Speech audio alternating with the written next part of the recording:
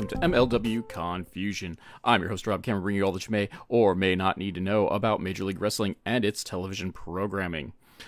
This is part 2 of the day, I guess. Well, that's what we're going to call it, even though it's technically a whole separate episode. We just finished up our interview with Jay Lyon. It was great to talk to him. He's a real cool dude. But now we really got to jump into MLW, so let's do it. Let's talk about Summer of the Beasts Part 2, and let's get the news out of the way. Of course, the biggest thing going on right now is MLW Slaughterhouse. Slaughterhouse is back. It is October 4th, 2024 in St. Petersburg, Florida. Coincidentally, my birthday. Feel free to hit me up and click on my various links on social media to, pretend to get me a birthday present, or just scream happy birthday or go away, whatever, it's all good, man. Interaction is interaction, engagement is engagement. Their computers don't know good from bad. But digressing, the big news coming out of Slaughterhouse, though, is the debut of the Carolina Caveman, Trevor Lee. And this is a pretty big signing. We can argue about whether it's a bigger deal or not than Dijak. Most people will say no. I guess I'm going to agree with you, even though I'm a bigger fan of Trevor Lee. But it's really cool seeing Trevor Lee come in, and he's in a position that if he's willing to stick around to make quite a splash in MLW, because he fits like a glove with a lot of the talent in terms of how his style is in the ring. So I'm really excited to see Trevor Lee, and as I say with all the big free agents, see if they're willing to stick around for a bit. Hopefully more than, like 3 months or so. But yeah, no, it's cool to see Trevor Lee in action. I'm excited to see who they put him up against and how well he's going to do there. We also get an announcement that the Beaumaye Fight Club, Mr. Thomas and Alex Kane will be challenging for the Tag Team Championship currently held by Contra, specifically Akira Kwan and Minoru Suzuki, the Angry Murder Grandpa. Match is announced in the fallout of Summer of the Beasts, so whereas their tag team record is not terribly sterling, at least they got a feud going on to quasi-justify this title match, which is one up on, say, Bad Dude Tito, who got several title matches despite not having a winning record at the time. Please note, Bad Dude Tito currently has a winning record, so I don't get to lord that over his head terribly often. Or should I at all, lest he drive my head into the mat, of course. But in addition to that, we got more MLW action, MLW news. The Fightland card is coming together. It is finishing up. When you listen to this recording, Fightland will be tomorrow. On YouTube, of course. Looks like a chunk of the Urban Wrestling Network is going to go live. I have some independent wrestling commitments beforehand, but I'm going to try to make it back so I can at least take part in some of the go-lives, because the go-lives are a lot of fun. So be sure to follow the Urban Wrestling Network on YouTube to catch that action. But going along with that, it is announced that the Opera Cup will be having its semifinals and finals. So we are definitely getting an Opera Cup winner out of that, whether it's Bad Dude Tito, Mystico, TJP, or Kenta. It is also announced that the Beaumaye Fight Club will be battling the newly debuted Andersons. And so we'll see how that affects the tag team title match coming up next month at Slaughterhouse.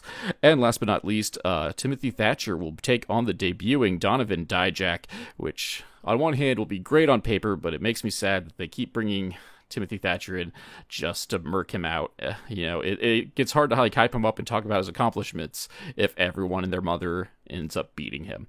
But that's my 2 cents on the Thatcher situation. I say every time he shows up. That being said, I'm always glad to see him work. I'm a big fan of his in-ring style. But the more interesting thing is going to come out of this Fightland tapings is the secondary YouTube show for the month, and this is going to be Pit Fighters.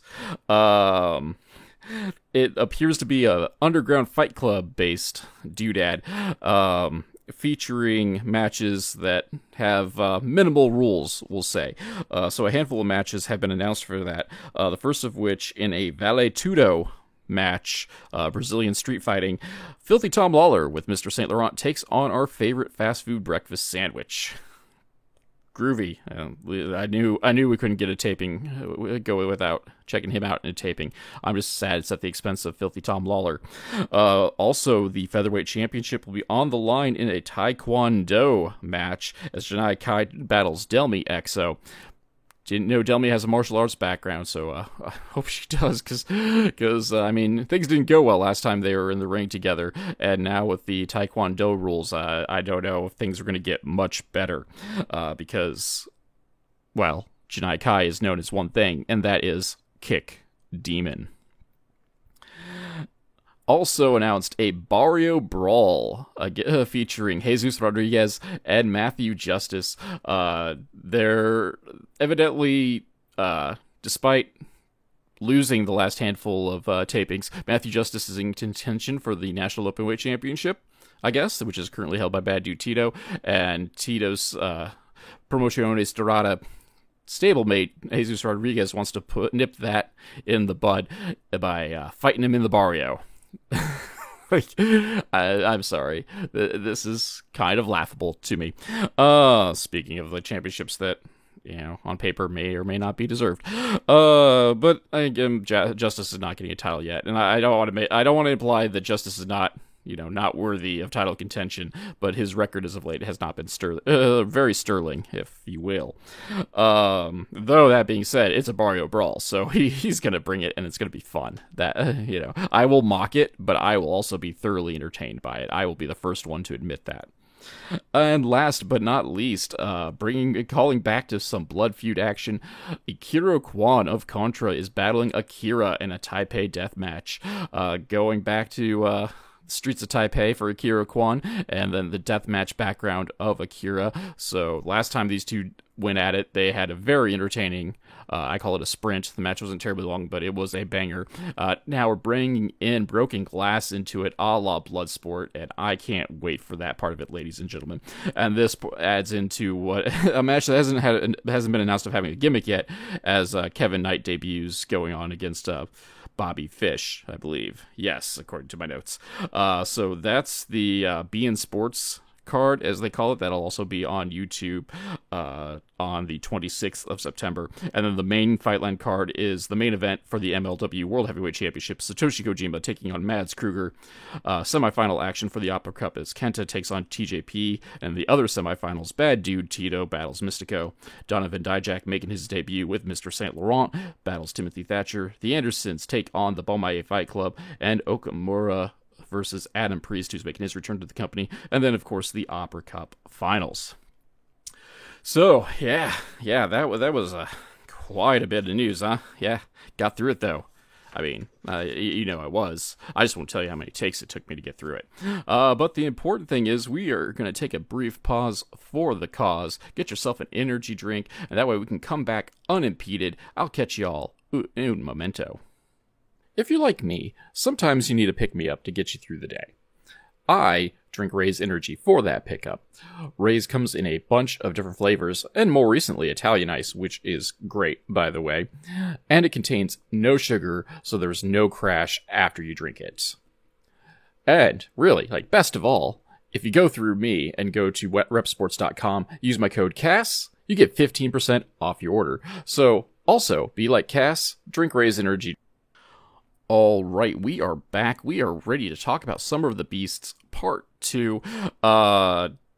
As we know, last week, Summer of the Beast, was a great show on paper. The in-ring action was top-notch, but they lost, nearly the first hour of the broadcast due to technical difficulties, aka Contra, whichever variation you want to go with, whatever story you got to do there. So they fixed things up, they cleaned up the audio, they got the video feed back up, and they released it as Summer of the Beasts Part 2, so we have 3 matches going on from that.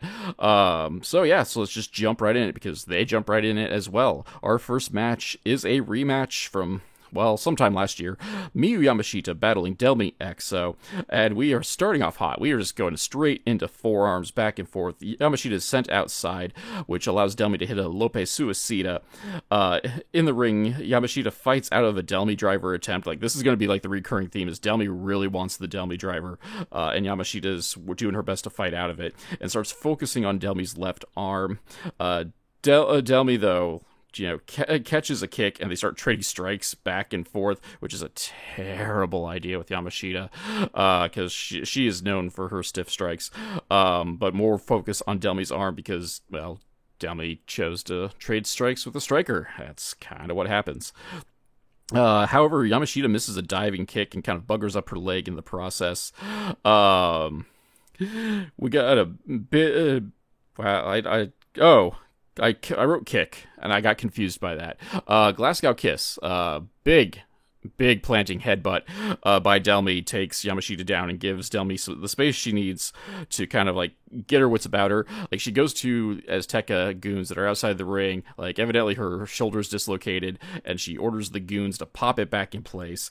That works, and we wander back in, and we're once again really fighting for the Delmy driver. Finally, like after the third attempt, Delmy locks it in, drops Yamashita on her head, ending the singles undefeated streak of Miyu Yamashita. Your winner, Delmy Exo. After the match, Delmy gets on the mic and said it's been over a year since she's not been in contention. It's Janai Kai has been holding the division hostage for over a year now, and Delmy's looking to take the title and the division back pretty darn soon. She is now the number one contender for the Featherweight Championship. And I felt this was, a decent match. Commentary was a little bit ham-fisted at times because they really talked about Delmy's new ruthless streak, and like, I'm not gonna lie to you guys, I don't see the new ruthless streak. But on the flip side, though, we finally got some sort of intervention from the Lucha Goons, so they're really they're actually kind of acknowledging that she is a member of Azteca Lucha. Though granted, like, the Lucha Goons didn't like actually interfere. They just played doctor outside the ring and popped Delmy's shoulder back into place. That being said, though, a solid match between the two of them. It's great for Delmy to get her big win back, especially if she's going to go get her rematch with Janai Kai. Though I'm not gonna lie, since Yamashita is one of the few wrestlers that seem to like me, like, I was kind of pulling for her too. Though I can't say that because Delmy's a friend of the show. I shouldn't say things like that. Delmy's a friend of the show. She's cool. I got an 8x10 from her, noting that I'm Mr. MLW Confusion. That's occasionally makes an appearance in the UWN videos. But yeah, so everything turned out how it should. That's what we'll say about it. But no, it was a good match. I did snicker about the shoulder pop thing just because it's funny. I find it funny when that happens in wrestling, but that's neither good nor bad. Up next, we have Mads Kruger. He is going to be taking on Bomaye Fight Club member Mr. Thomas. Mr. Thomas is in action and going to face someone that's bigger than him, and that doesn't happen terribly much in the MLW ring. We go picture in picture. Alex Kane notes that they are returning to Atlanta, Georgia, and he's looking to expand Bomaye and take over because Bomaye is for the people, and that's on Bomaye. However, in the match, we have two meaty men. I was going to say slapping meat, but they're not. They're tied up, and they're just not going to let go of each other. They are just rolling around the ropes, and finally just have to be separated off that. We really kind of like, at this point, are just like trading like chops and strikes. Both of them are going for the choke slam. However, Mr. Thomas like breaks out a tornado DDT like out of nowhere. Cruel goes out to like take a breather, and Mr. Thomas just dives on him like if there's two big dudes facing each other, like one of them now has to be like a cruiserweight or a catch wrestling genius or whatever, and that's what's going now. Like, Mr. Thomas is just running rampant. Hulkamania is running wild, and now it's Mr. Thomas Mania. I don't know. I didn't think that thing through as it came out of my mouth, as most of this here podcast goes. However, they fight on the ring apron, which, by the way, is the hardest part of the ring, and that doesn't go well for Mr. Thomas, and he is dropped back and head first onto the ring apron. Kruger goes for, we'll call it two amigos. He goes for the third one, doesn't quite work out for them, and Mr. Thomas hits the crash landing style suplex for the third suplex. From there, he just goes off. This is a big comeback sequence, brother. However, in the meanwhile, as he's going for his big comeback, Alex Kane is taken out by the Sendai Death Squad, and in the confusion of that, Ikuro Khan shows up, blasts Thomas in the face with the mist, allowing Cruel to hit, I call it like the face paver, but his full Nelson face buster that he does, and that's elementary. That is how that match ends. So the fight strategist once again shows off his sterling record, goes down to potentially the future world champion in Mads Kruger. But yeah, this match was crazy go nuts. It wasn't terribly long, but like it was just crazy go nuts because of Mr. Thomas just flip flopping flying around like he's a cruiserweight just because. Well, there's someone bigger than him in the match, so like I can make fun of certain things, but like the match was good. Like there's no lying that the match was good. The match was entertaining, and of course the right person won in the form of our number one contender, Mads Kruger. That leads us to our main event of the evening. Per se, anyway. Timothy Thatcher returning to take on Bobby Fish, the professor of professional wrestling. Brett Ryan Goslin, BRG, Punchable Face himself, is on commentary, much to the chagrin of Joe Dombrowski, who's leading up our commentary table. Him and Christian Cole didn't reference that at the top of the show, because we just jumped right into things. Anyway, so, like, we got graps, man. Lots of graps. Lots of cool graps, because both these guys grap a lot. So, it's not full on catch style per se, but like it was pretty close. They're trading various leg locks and jockeying for position, really taking turns locking a move in, going to the ropes to break things, and kind of getting back into it. We do get some strikes in there, and Fish is a little bit more proficient in the strikes, but obviously Thatcher is no stranger to just throwing European uppercuts in and of himself as well.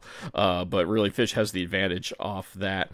However, like as we're throwing these strikes, Fish gets an inadvertent low blow in there. So like they kind of like stop the match. They don't like call it off, but like they're doing their thing, and it looks like Fish is going for one of those thigh kicks and catches Thatcher low, so they kind of like pull them back, which I think is weird because traditionally, like in wrestling, like a low blow, you're done. It doesn't really matter the intent. You kick a guy in the groin and you're over. But like that didn't happen, and it's because like Fish is like, nah, man, that wasn't on purpose, and the ref's like going back and forth, and Thatcher's just kind of like, dude, what was that? We were having a clean fight, and it's like, nah, I'm sorry, man. Like it was an accident. Going to not up your leg, but like so Thatcher ends up buying it and agrees to continue the match. So we got a show of respect, fist bump between the two competitors before we go back at it, and things pick up a little bit, mostly with Fish taking over with strikes. He does get a 2 count off of a T-bone suplex, and this fires up Thatcher. In the midst of the 2 count, though, BRG, obviously listening to this podcast, notes that this is ref bias because that wasn't a 3 count. Anyway, and we also get BRG having a punchable face later, so birdies are watching, birdies are listening. Anyway, going back at it though, we still have a little bit of match left. So yeah, we got that 2 count. Thatcher is fired up. Like, he is really throwing the European uppercuts onto Fish, who's leaning into the ropes. The ref, obviously showing bias by this point, goes to physically intervene. Thatcher, shoves him off, and, while the ref's backs turn because he got shoved away, this time there's a totally on purpose low blow, followed up by a roll-up. 1, 2, 3, your winner, Bobby Fish. After the match, BRG gets on the mic, calls themselves the epitome of excellent, which is probably the best line out of it because they spent the rest of the time getting cheap heat, putting over Boston for no good reason. Well, I mean, the reason is because they were in New York, but functionally speaking, no good reason. But yeah, no, I thought that the setup for that match was rather interesting, just because they did the faux low blow thing, and it really served as a misdirection for Fish to actually do a low blow later, and they had me going. I legit kind of thought we got an accidental low blow, and that Thatcher kind of lost his cool, which I mean is understandable because they're all hyped up at this point, getting into the graps, and then just some guy kicks you in the dick, and I'd be upset too. But swerve, bro, and it wasn't really a swerve, but But yeah, like, it just threw me off for a moment, and then once he hit the field goal kick, I'm like, oh, you got me this one. So fair play to the producers of that there match. But yeah, like I'm sometimes kind of hard on Bobby Fish, but like this is the style of wrestling overall that I thoroughly enjoy. As I said, I really enjoy seeing Timothy Thatcher in action. I like his hard hitting style with the variations of catch grappling in there. So like that was a great match. For me, would I have called it like a main event style? Like, no, but this match really wasn't supposed to be the main event. Like, that's indirectly we'll call it the problem with this show, is that it was impromptu. So, like, there wasn't supposed to be a main event, because this was all supposed to be part of the Summer of the Beasts match. But, you know, whatever, it's free. Like, they weren't charging us for it, and they didn't charge us for Summer of the Beasts too. So, you know, easily forgivable offense on that. And the matches were good. Like, as I said, like last time, like Summer of the Beasts, like the paper part of it, the in-ring stuff was great, and this is really no exception to it. But yeah, so Summer of the Beasts Part 2, a lot of fun to watch. Obviously, it is free on YouTube, so if you haven't, which I'm not sure why you listen to this podcast if you haven't checked it out, or don't plan on checking it out, but free on YouTube at the MLW YouTube channel over there. And so that will do us for doubleheader of a day. Thank you all for listening. You know, go over to the Urban Wrestling Network, check out the Go Live for Fightland on the 14th, tomorrow at the time of this podcast dropping. And of course, stay tuned for the plugs and the best ways to help this here podcast. Once again, just a quick reminder that for some odd reason, I'm partnered with Prince Nana, Swerving When We Drive, shilling some coffee, so be sure to use that link if you happen to need coffee as well. And in the meanwhile, thank you all for listening, and I'll catch you all next week.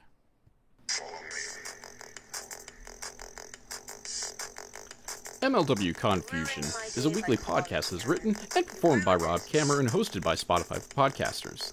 MLW Confusion is part of the Urban Wrestling Network, and you can check them out and check out the Major League Pod on YouTube at Urban Wrestling NW. The background music for this section is Ruined by Day, performed by Alan Schroeder. If you enjoyed this podcast and would like to support, please like, subscribe, and tell your friends, family, and enemies. Leaving a review is also helpful. Word of mouth of advertisement is very important for small podcasts such as this. Social media links can be found in the description, but Twitter and Instagram are at the Nova of Cass, TheNovaofCass, and Facebook is at MLW Confusion, all one word. If you'd like to support monetarily and help upgrade my equipment, please check out my virtual chip jar at ko-fi.com/Casanova. Or if you prefer more bang for your buck, you can go to patreon.com/Casanova, CASSONOVA, whereas for as little as $2, backers get access to the podcast early and without those pesky ads, plus other exclusive content. So join the crew that is headed up by Keith Wynn, Alan Schroeder, Alex McCarthy, and Elenia, and check it out. You can also find t-shirts, coffee mugs, and other merch at the Confusion Podcast on Teespring. Also, be sure to check out the description to find some affiliate links for, well, WWE merch, coffee machines, ice makers, and much more. For business inquiries such as ads and sponsorships, please email rzkammer, that's Kamerer, at comcast.net. Thank you for listening.